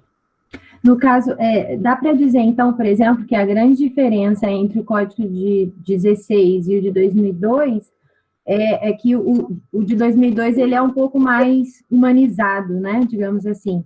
E o juiz ou o aplicador da lei deixa de simplesmente ser um mero aplicador da lei fria, né, e passa a ter a possibilidade de interpretá-la dentro dos fins sociais e buscar as exigências do bem comum, né? Só que aí, por exemplo, não cai numa outra questão, que eu já até vi algumas aulas e doutrinas dizendo que a partir do momento em que o juiz tem essa liberdade, ele meio que tem a possibilidade de quase que criar uma norma, né? Porque ele faz a interpretação dele. Então, acaba tendo esse outro lado dessa liberdade, talvez um pouco mais excessiva, e a interpretação ela é muito subjetiva, né? O que é para mim, de repente, não é para o outro. Então, assim, acaba que tem muita crítica em relação a isso também, né? Dessa liberdade, né, de interpretação, né? Sim, essa liberdade ela tem que ser condicionada. Inclusive, o Código de Processo Civil de 2015 diminuiu essa liberdade, tá? Então, houve mudança ativa do ponto de vista pro juiz. Porque antes, o CPC, que é o Código de Processo Civil, de 73, ele deixava lá quase que o juiz como possibilidade de dar uma decisão se fundamentar. Hoje isso não existe. Entendi. Tem que dar seus fundamentos. E aí, ele dando fundamento, a interpretação dele diversa, gera para a parte que não concorda o recurso, para dar o seu posicionamento também. Então, tem que tomar cuidado realmente, é uma coisa muito, eu acho, que não pode ser no achismo, tem que ser embasado. Sim. O princípio é sempre embasado. O que você falou está tudo correto. É justamente essa ideia, tem que tomar cuidado, tem muito juiz doido que rasga a lei. Então, não é isso que pode acontecer, não. A lei ainda tem que ser aplicada. O Brasil é signatário daquele sistema do civil law, que é a aplicação da lei, mas os princípios, eles vão dar um norte, eles vão ajudar a resolver conflitos que não existem em lei, ou que a lei é injusta. Então, o princípio, ele vai tentar os prejuízos que a lei pode trazer, quando a lei não é concreta, quando a lei é injusta. Há várias legislações injustas. Sim. E como o direito reflete a realidade social, tem que tentar se adequar. Sempre com ponderação, tá? A palavra realmente é ponderação. Eu não posso também tirar da minha cartola mágica o princípio e ficar só com base no princípio. Não tem como. Não, ele tem 16 anos, mas pela dignidade da pessoa humana ele quer casar. Sim. Tá? Tem que seguir a legislação. Entendi, professor. Professor. Deixa eu só responder aqui. O plano de ensino eu vou colocar no AVA. Essa semana eu realmente não coloquei. Eu vou arrumar o AVA. Eu acho que vai dar tempo no fim de semana, tá? Nesse fim de semana eu vou conseguir colocar tudo arrumadinho lá. Aula 1, aula 2 e já uma ideia da aula 3. Porque é muita coisa. Realmente não deu tempo, não. A legitimidade da herança. Então, aí tem que ver se é bem móvel ou se é bem imóvel. Você recebeu um bem. Professor. Imóvel. É o imóvel. Imóvel, né? Não tem nenhum registro. Não tem nenhum. Aí, o melhor caminho. Nem cartório. O melhor caminho. Inventário. O melhor caminho é o leão, que é a aquisição de propriedade de forma originária. Tá? Sim. Só estou dando, dando assim, com base no que está escrito aqui. Teria que analisar a situação concreta, né? O direito é sempre no caso concreto. A princípio aqui, seria... Pode falar. Não, pode falar, é porque cortou. Eu não escutei o que o senhor falou, desculpa. Não, seria, ao meu ver, a uso capião, assim, é uma análise simplesmente do que você colocou aqui. Para dizer com exatidão, você tem que apresenta os documentos, procura, por exemplo, defensoria pública ou advogado da sua confiança. A defensoria pública ela é gratuita. E eles dão esse caminho para você. Aí levanta no cartório, se tem registro, se não, isso é levantado. Então tá ok, professor. Obrigado, tá? Nada. Professor? Oi. Sobre os princípios, tirar uma dúvida. No caso, uma situação de 18 anos, a pessoa tem a maioridade, né? É uma norma fechada. A emancipação, no caso, ela seria um princípio, porque vai ter que ser analisado o caso, ou ela também entra na norma? Emancipação a gente vai estudar. Artigo 5º, artigo 6º do Código Civil. Emancipação existe, legal e voluntária. Emancipação é a antecipação da maioridade. Entendi. Não é então princípio, entra na norma fechada mesmo. Não é uma norma. A lei brasileira permite a emancipação. Em quais casos? casamento, quando passa em concurso público, etc. Tem algumas hipóteses. Uhum. Aí a gente vai estudar nesse período quais as de emancipação. Beleza. Existe emancipação legal, que é quando a lei fala que emancipou, existe a emancipação voluntária. Os pais vão no cartório e falam, eu quero emancipar meu filho com 17 anos. Pode. Entendi.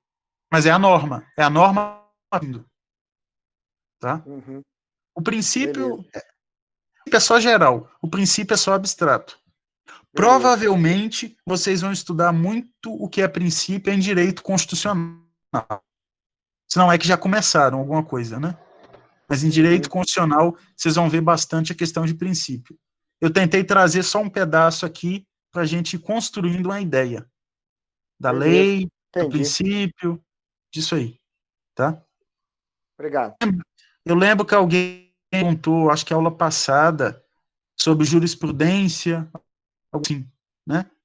Depois, a gente vai, uma aula que der, esperar mais algumas aulas, a gente vai fazer, vou ensinar vocês a pesquisar uma jurisprudência. Eu vou compartilhar essa tela aqui na internet e vou entrar no site do tribunal para vocês verem como é que pesquisa, para tentar facilitar. Beleza. Eu vou mostrar, é aqui, para ver se começa a tomar gosto legal. do direito, tá? Isso é legal, professor. Mais alguma? Professor, boa noite. Professor. Pode ir, Zó. Rapidinho a pergunta. Sobre a aula passada, o senhor falou a respeito da Constituição Federal de 88 e pediu que a gente estudasse o artigo 1º até qual artigo mesmo? Não. Da Constituição? Isso. Do Código Civil. Era pra gente... Será que não foi o profissional? Então tô confundindo aqui. Então, foi outro Pode professor, né? Deve ter sido Glauco, né? Sim. Então tá ok. Obrigado. Professor, boa noite. Boa noite. Eu tinha falado com o senhor da jurisprudência que eu procurava na Jus Brasil, mas o senhor falou que o tribunal é melhor e tal. Mas é outra pergunta que eu quero fazer. O senhor falou que nas cláusulas gerais, que tem normas mais abertas, que isso é melhor para o juiz julgar. Mas esse melhor aí, é na opinião do senhor, dos juízes? Como é que funciona esse melhor que o senhor quis dizer aí? É o melhor do ponto de vista de resolução do conflito. Nem meu, nem do juiz. É de resolução. Por quê? Se ele pegar lá uma situação que não tem lei, ele aplica o quê? A cláusula geral. Porque a pessoa não pode ficar sem resolver o problema dela. Ainda que seja, né, o direito dela. Ela tem resposta. Entendi. A pessoa está respondida, tá? E a cláusula geral, ela vai trazer essa ideia. Entendi. Porque Quem tiver com código aí puder abrir, dá uma olhada no 927, por exemplo. Artigo 927, que é responsabilidade civil. Não é pessoas e bens, mas é só artigo 927, caput. 927. Dá uma olhada nele. Alguém? Mandaram aqui já. Sim. Olhem ele aí para vocês verem. Ele é uma cláusula geral. Aquele que prota ilícito, causa dano a outra, fica obrigado a reparar. Não está dizendo aquele que mata alguém tem que reparar com 15 mil reais. Não. Está dizendo o quê? Aquele que por ato ilícito, aí vocês vão estudar o que é o ilícito, está no 867, causar dano a outrem. O outrem, o que é? Porque no começo da faculdade é mais difícil. Outrem é outro, causar dano a outro. Tá? Então, aquele que causa dano a outrem fica obrigado a repará-lo. Mas qual dano? Tá vendo? É cláusula geral. Pode ser um dano moral, pode ser um dano material, pode ser um dano estético, pode ser um dano pequeno, pode ser um dano grande. É uma cláusula geral. Entendi. Qual caso de todos de indenização, sem entrar na peculiaridade dele, a gente encaixa.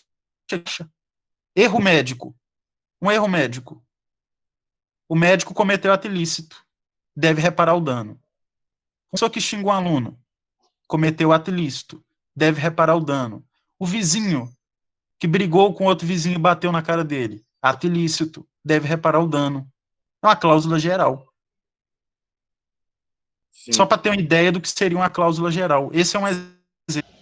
Sim, porque assim, quando fala melhor, igual assim, até pegando um gancho na pergunta da Priscila, que eu fiquei pensativo nisso.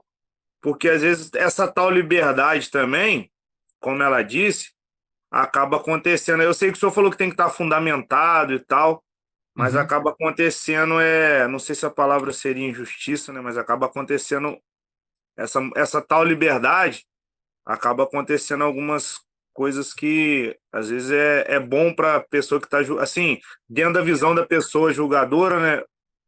Ou da pessoa que está ali como juiz, acaba sendo certo, mas na visão de quem está sendo julgado não é. Então, assim, às vezes essa liberdade também ajuda como pode atrapalhar. Então, quando fala é o melhor, eu queria saber na visão de quem que é o melhor, entendeu?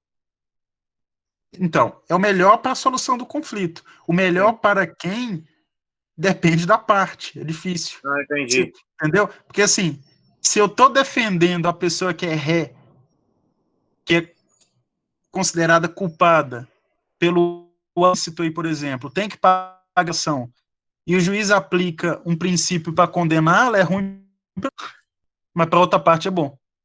Não, entendi. É relativo. É bem relativo.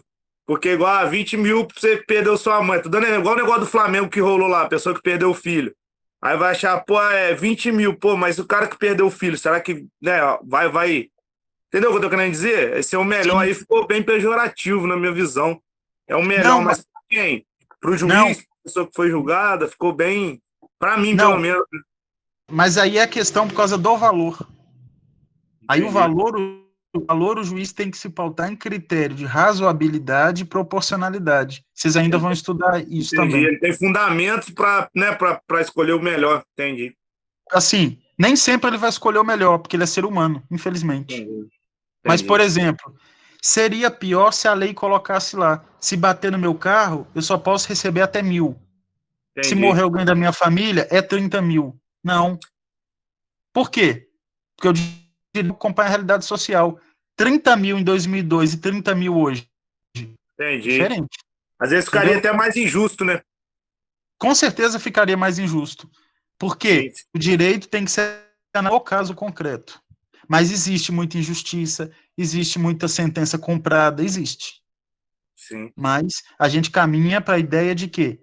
De que ele deve atender o melhor naquele caso, naquela situação. Tá? Deve ser dentro daquela situação. Clareou bastante. Obrigado, professor, pela ideia. Tá? Então, a ideia é essa, é uma ideia mesmo. Quando fala em valores, quando deixa em aberto os valores, é que para o quê? O juiz deveria ter bom senso de colocar um valor adequado. Tá? Por exemplo, minha internet que está ruim, se eu vou pedir uma indenização, não pode ser a mesma de quem perdeu um filho. Não tem nada, não se compara. Não pode ser a mesma de quem ficou um mês sem internet. Não se compara. É relativo por isso. É bem complicado. Professor, mas vocês vão aprender. Professor. Pode falar. Essa visão do Código de 2002, ela está muito atrelada com a questão do Miguel Reale, né? Do valor, do fato e norma. Valor e norma, isso. A teoria tridimensional. Fato, Sim. Valor e norma. Porque antes era do Kelsen, né? Que não tinha o valor, era só fato e norma, não é isso? Sim. Existe o fato. Não basta existir o fato. Eu tenho que fazer o quê? Colocar ele dentro de um valor. Sim. Tem um valor sobre ele. E eu adequo a norma. A norma.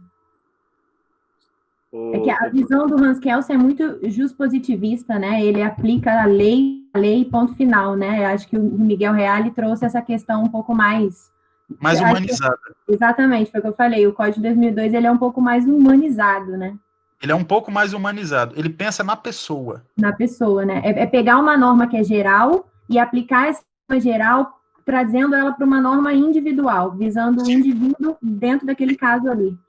Pensa lá, por exemplo, Priscila, Bruno, e que ainda pode ter ficado um pouco de dúvida. Pensa na questão dos alimentos para a criança. A lei não pode... Os alimentos para a criança, os alimentos. Tá. Imagina se a lei colocasse um valor fechado. Coitado do pobre, imagina. Com certeza, com certeza. Não iria atender os fins sociais, com certeza não. Sim, sim.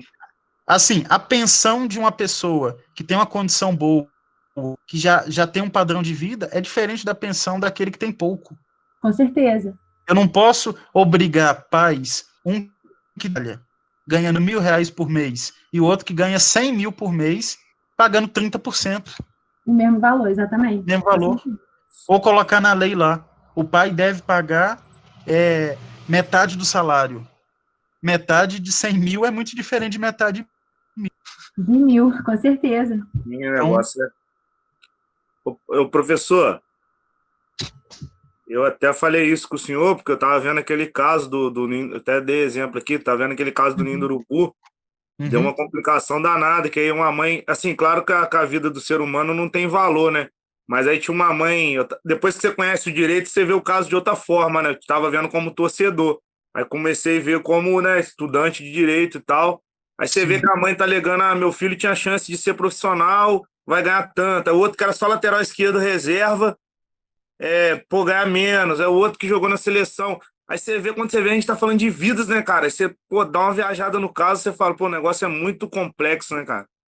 Sim, não pode tabelar. Sim. Cada um não pode, ainda mais esse tipo de dano, tá? Então, assim, eu sei que é um tema interessante, mas vocês vão estudar isso ainda, tá? Sim, que é a sim. ideia da recomposição de dano, como é que se forma.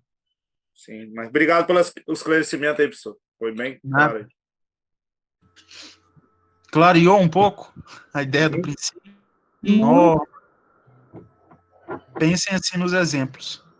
Pensem nesse artigo. Acho que esse artigo é de fácil leitura. Eu falei ele. 927. Não é da matéria, mas com a leitura dele, vocês conseguem ver que ele é considerada uma cláusula aberta e não fechada. Porque ele traz essa possibilidade para poder fazer o julgamento até. E fazer a decisão. Professor? Oi. Então, eu estava dando uma lida na doutrina, né, do Flávio Tartur. Eu fiquei com dúvida em um tema que é fontes formais e direitas ou imediatas. Você conseguiria me explicar? Repete, por favor, o final. Direitas ou imediatas? Vamos lá. Quem lembra aqui que é uma fonte formal?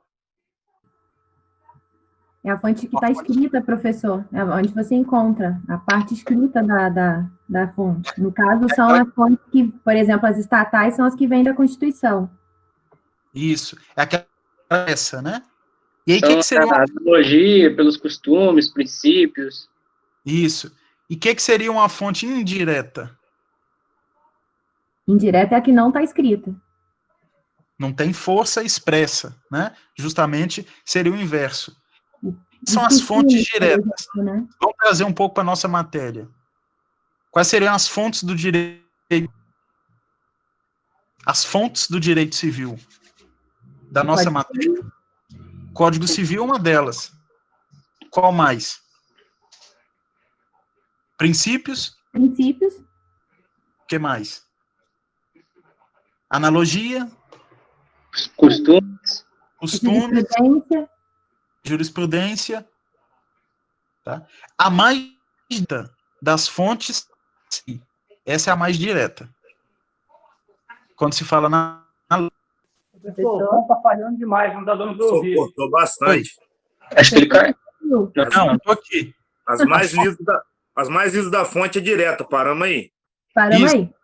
Foi isso. A mais direta, qual que é? É a lei. Sim. A lei é a fonte mais direta, porque a gente se socorre de maneira mais palpável, maneira mais fácil. Felizmente, para o direito civil, para o direito no geral, não precisam se preocupar tanto com a classificação da fonte. preocupem em saber quais são as fontes, tá? Quais são as fontes. Não se ela é direta ou indireta. Procurem saber as fontes. Onde que vai se socorrer? Código Civil, jurisprudência, costumes, analogia. Primeiro sempre a quê? A lei, ao Código Civil, princípios que constam no próprio Código Civil e na Constituição, por causa da constitucionalização, que eu falei hoje. Professor, teria outra pergunta. Uhum. Sobre as legislações específicas. Quais seriam essas legislações? Legislações específicas ou lei extravagante. Outras leis que não sejam o Código Civil. Por exemplo, lei de locações, Código de Defesa do Consumidor, Estatuto da Criança e do Adolescente. São fora do Código Civil. São legislações específicas, porque ela trata de um tema específico, de um tema único, um tema em comum. Tá? O Código Civil não. O Código Civil é o quê? Um compilado de ações. Tudo, né? Nascimento, morte, contrato, dano, tudo isso. Tá? Então, essa seria a ideia da fonte ou da legislação especial. A especial é específica. Entendeu? Sim, consegui entender. Muito obrigado. Mais alguma coisa? Professor, eu perguntei lá no chat, mas acho que o senhor não viu. Essa parte geral do Código Civil, a gente trata basicamente de relações jurídicas e seus elementos, não é? Pessoas, bens e o fato jurídico, que é a relação jurídica, não é isso? Sim, isso é a parte geral. Essa é a parte geral. Tá? Aí, para vocês, ela acontece em 2 períodos. Sim. Agora e depois. Tá? Tá, joia. Como eu falei, pessoa natural, pessoa jurídica, bens e domicílio. Colocação. Conseguiram entender o material escrito, a aula? Sim, professor. Sim, A matéria ficou bem esclarecida. Então tá. Os princípios do Código Civil foram cumpridos. Professor, o senhor cumpriu com excelência. Então tá bom, menos mal, né? Cumpriu os 3 princípios. A internet que não tem ajudado, mas aí pode... A gente precisa dar um jeito na internet. Ela não está cumprindo, professor. Precisa, eu já vou reclamar com... O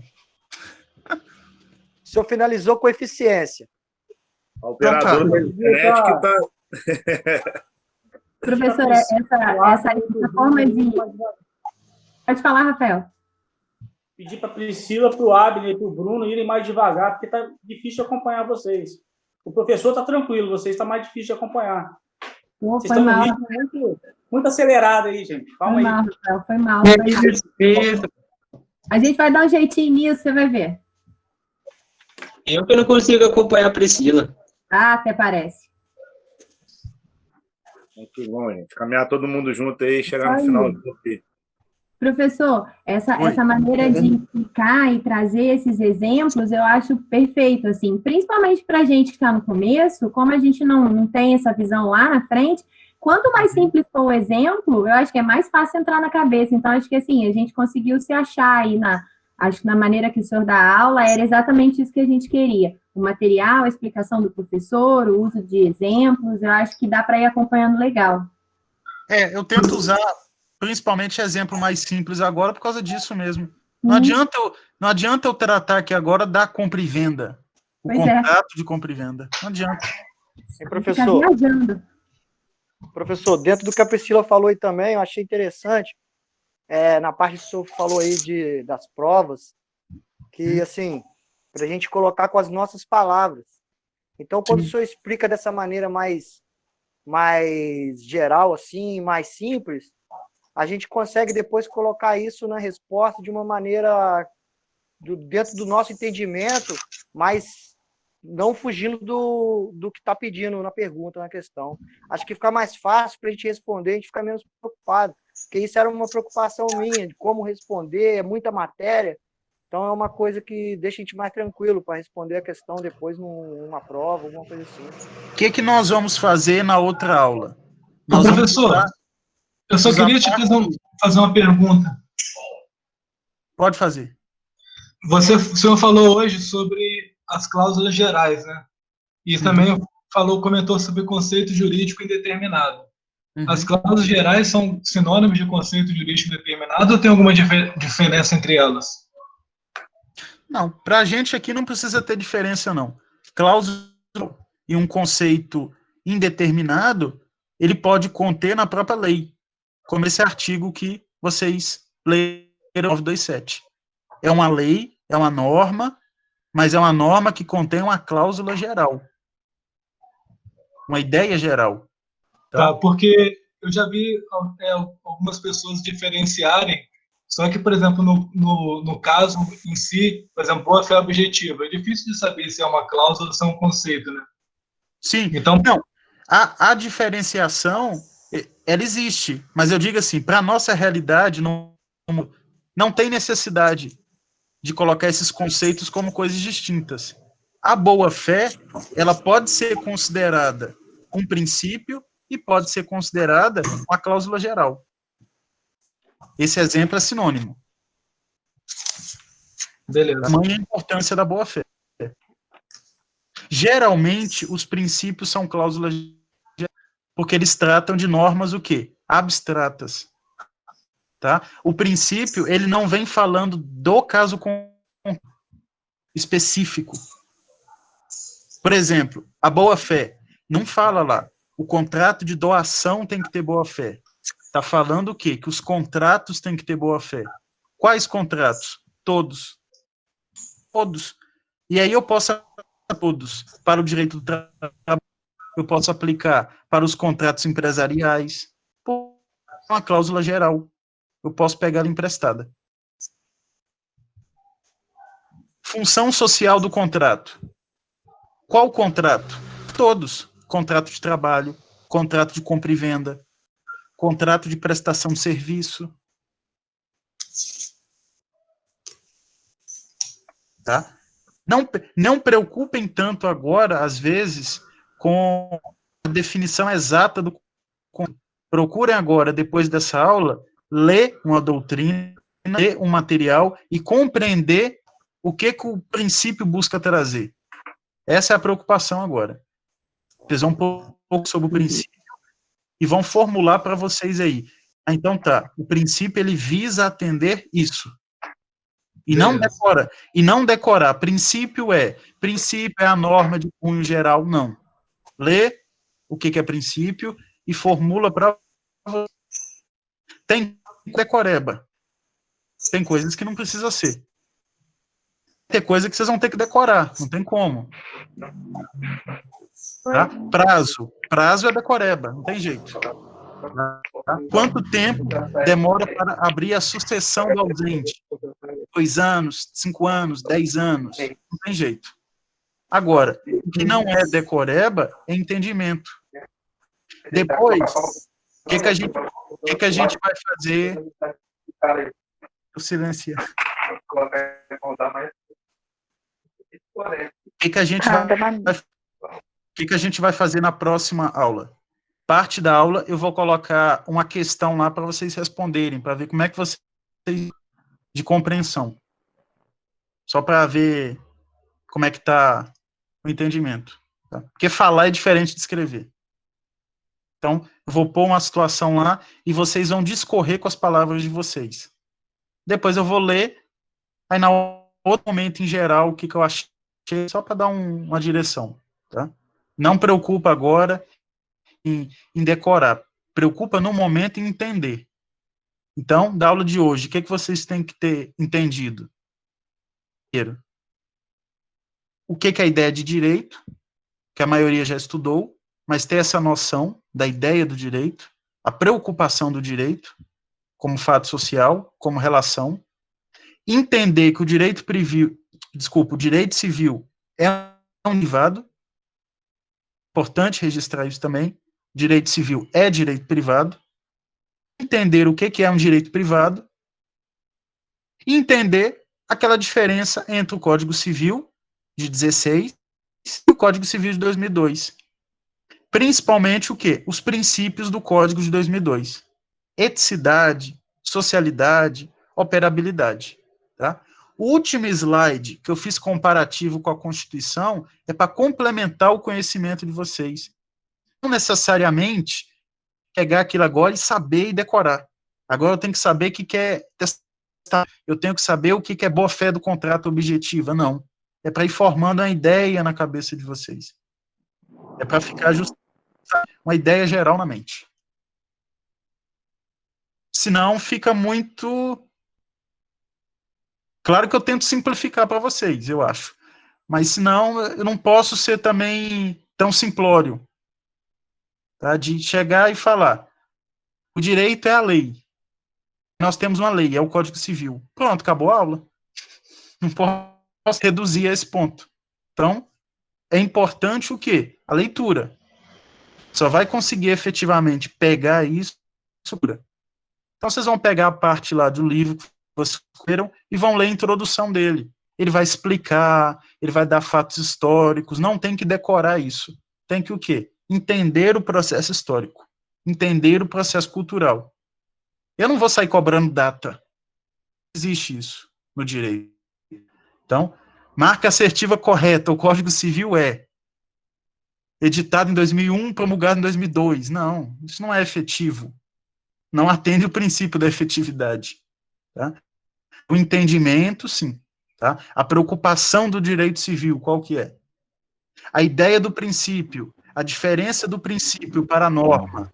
Dá para ter uma ideia já. O princípio é mais geral, é mais abstrato. A norma é fechada. É isso que vocês têm que procurar, não só na minha matéria, mas em todas. Pelo menos é o que eu acho. Vocês têm que tentar ir vendo, tá? Eu sei que parte dessa matéria vocês já estudaram, né? Segundo período. Princípio, a norma ou não? Professor, uma parte bem... Já estudamos sim, mas não tem como comparar, não. A explicação do senhor vai bem além. Porque, assim, eu já reduzi bastante, porque isso é matéria do período passado. Eu só dei uma... Mas tá bom, mas ajudei. Ajudou. A minha ideia era dar só uma noção. A matéria é outra, não é o civil em si. Isso é teoria da norma, ou introdução ao direito, etc, etc. Professor? Tá? Oi. Lá no começo, eu cheguei um pouco atrasado, mas quando eu cheguei, eu estava falando da visão constitucionalizada do direito civil. Uhum. Quando o senhor falou que a autonomia privada dos contratos, que se, por exemplo, um contrato de aluguel não envolvesse a questão financeira, não tivesse dinheiro, seria um contrato de comodato. O contrato de comodato, ele não é obrigatoriamente, ou por natureza, um aluguel? Não. Comodato é o oposto de aluguel. Comodato é um empréstimo gratuito. É um empréstimo gratuito de coisas infungíveis. É quando eu empresto uma casa, por exemplo. Não, mas não precisa anotar, não, tá? Porque senão vocês vão confundir. Isso é matéria do artigo 500. A gente não entrou nem no artigo 1º. Tá? Mas, por exemplo, no ramo de trabalho, um exemplo prático, eu trabalho com aluguel, às vezes aluguel de equipamentos. Toda a minha vida profissional, desde lá de 93, eu escuto falar que um aluguel de equipamentos seria um contrato de comodato. Então, isso está errado a vida toda. Não vou dizer que está errado, mas juridicamente, tá? Trazendo para a terminologia jurídica, é um aluguel. Porque é a pagamento. Aluguel de coisa móvel. Sim. Mas, assim, entre o que vocês estudam, porque o direito é uma ciência, e entre o que vê no dia a dia, é diferente mesmo. Uhum. Tá? É diferente então, assim, mesmo. No final das contas, o contrato é válido e assim, só o que muda é o jeito de falar, né? A terminologia que é usada, mas, de qualquer forma, vem a nomenclatura que dão para as coisas está errada. É só a nomenclatura, nesse caso, que está errada. Mas a essência do contrato é de aluguel. O juiz não vai invalidar por causa de... Porque é um erro de nomenclatura só. Não gera prejuízo. Sim. Tá? Obrigado. Os contratos, existem inúmeros contratos. Depois vocês vão compreender melhor. Aquele era um exemplo só para falar da boa-fé, né? Quando eu falei. Mais alguma coisa, gente? Se não, aí na próxima a gente já começa no artigo 1º, vê o que é a pessoa natural, algumas teorias para explicar isso, teoria natalista, teoria conceitualista, existem algumas teorias, tá? Mais teórico as primeiras aulas. Uhum. E aí, depois eu vou Professor, deixar... isso que eu ia perguntar para o senhor. Quando a gente... Pode Professor, repetir, por favor? Oi. Posso, claro. Isso que eu ia perguntar para o senhor. Quando a gente entra, assim, efetivamente, no estudo do Código Civil, o senhor já disse na semana que vem, né?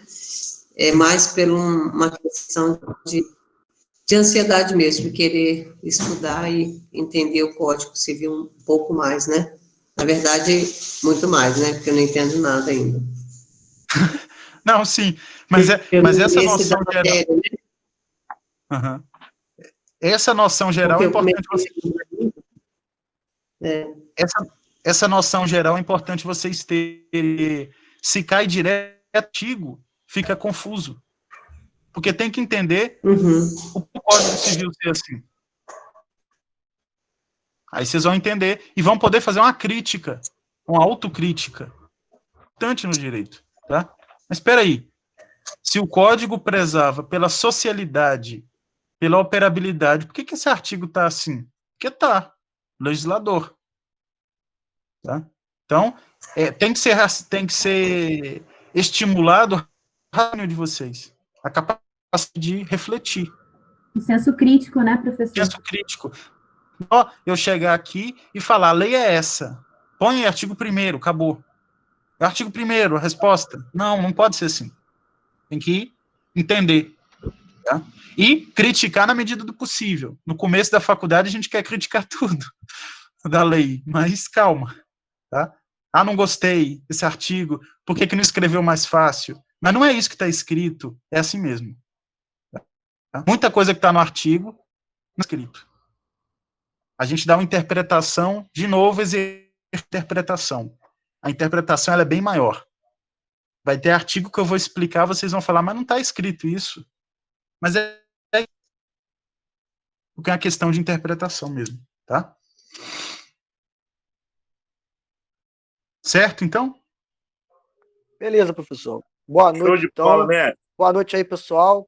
Boa noite. Boa noite, professor. Show de bola, professor. Valeu. Boa noite. Depois eu deixo lá no... Depois eu deixo no áudio o material e o vídeo também. Valeu, professor. Obrigado. Bom fim de semana, professor. Até semana que vem. Também. Bom estudo. Thank you.